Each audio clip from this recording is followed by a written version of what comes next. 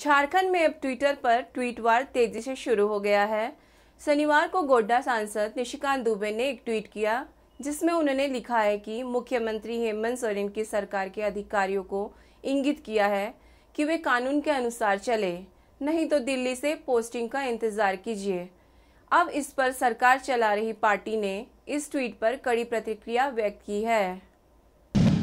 गोड्डा सांसद के इस ट्वीट के बाद जेएमएम महासचिव सुप्रियो भट्टाचार्य ने खुलकर कई बातों का जिक्र किया है।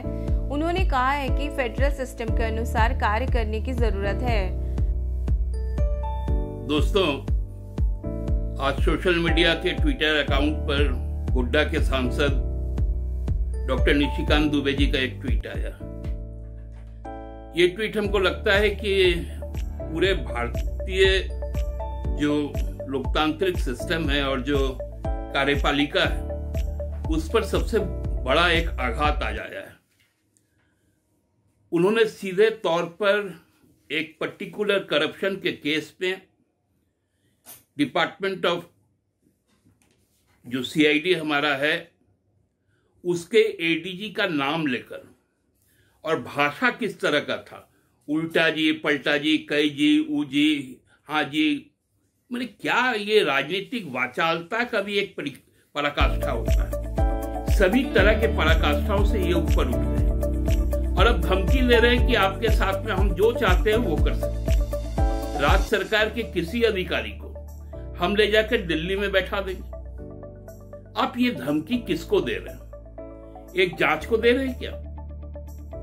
ठीक 2 दिन पहले जो पूर्व मुख्यमंत्री हैं उनका बयान आता है रघुवर जी का कि आप लोग सरकार के ऊपर में हेमंत सरकार जी के चक्कर में ना पड़े। 2024 के बाद आप भले रिटायर हो जाए, लेकिन रिटायर होने के बाद भी आपके ऊपर में कार्रवाई की जा सकती है। इस प्रकार यदि कार्यपालिका को, ब्यूरोक्रेसी को, पुलिस को, यहाँ के टेक्नोक्रेट्स को आप यदि धमकी देते रहेंगे, क्योंकि मेरे पास में केंद्र में हमारी सरकार है, ये 303 का जो दम है, ये दम अब इतना चढ़ गया है, सर चढ़ के बोल रहा है। मुझे तो लगता है कि इस पे तुरंत माननीय प्रधानमंत्री जी, माननीय गृह मंत्री जी को इसको संज्ञान में लेना चाहिए कि आप लोग यदि फेडरल सिस्टम को बुलडोज कर देना चाहते हैं, यदि खत्म कर देना चाहते हैं तो अलग बात है। आप हमारे साथ जितना वंचना करना है आप तो कर ही रहे। आप हमें वैक्सीन नहीं दे रहे, हमारे वैक्सीनेशन सेंटर बंद हो जा रहे हैं। आप हमें हमारा बकाया पैसा नहीं देते हैं, हम पैसे के लिए तरस जाते हैं। आप हमारे पारा टीचर्स का पैसा काट लेते हैं। आप हमारे जो भी ग्रांट्स है उन ग्रांट्स को नहीं दे रहे हैं। जीएसटी का एक पैसा आप नहीं दे रहे पिछले 1.5 वर्षों से। तो इतनी वंचना के बाद भी आप अब धमकी देने लग गए हैं। कल आप धमकी दे देंगे किसी और चीज का। तो ये चीजें स्वस्थ लोकतंत्र के लिए उचित नहीं है और हमको लगता है कि राज्य सरकार को और खासकर पुलिस महकमे को इस पे स्वतः संज्ञान लेना चाहिए और हाई कोर्ट को भी इसमें सुमोटो लेते हुए इस सांसद के खिलाफ और पूर्व मुख्यमंत्री के खिलाफ उनके जो बयान आए हैं उन बयानों पर आपराधिक मुकदमा दर्ज करे। धमकी देने का जो आरोप लगाया, जो खुला चुनौती दी गई है, उस धमकी के ऊपर में जो भी संवैधानिक धाराएं हैं, क्योंकि ऐसे नहीं चलता है।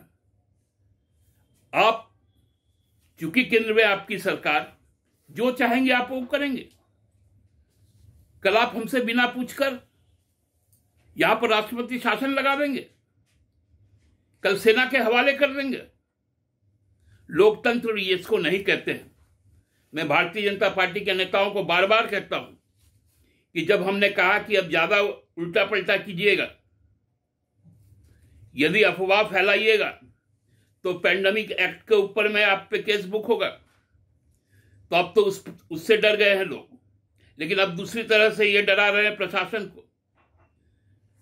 लोकतंत्र में मैंडेट हम लोगों को मिला है ठीक है, यूपीएससी से पास होकर आने वाले जो केंद्रीय अधिकारी, केंद्रीय पुल के अधिकारी हैं, आईएएस आईपीएस, लेकिन जब किसी स्टेट में जाते हैं तो वहां के वो अफसर होते हैं और वो जो स्टेट का जो एस्पिरेशन है, उसकी जो नीड्स है, उसको कैटर करने के लिए तो उनका नौकरी होता है। तो वो स्टेट के प्रति तो लॉयल होंगे ही, देश के प्रति तो हम लोग सबको ही लॉयल है, लेकिन इसलिए धमकी देना बंद करे। स्टेट में जो अच्छा काम हो रहा है पेंडेमिक एक्ट में, इस महामारी के दौर में, उस काम को किसी भी तरह से प्रभावित ना करे, नहीं तो ये लोकतंत्र ना बचेगा और न संघीय व्यवस्था बचेगी। कोरोना काल में केंद्र और राज्य सरकार के बीच का तकरार कई मायनों में राज्य को प्रभावित कर रहा है, चाहे ट्वीट के माध्यम से या फिर सीधे बयानों से।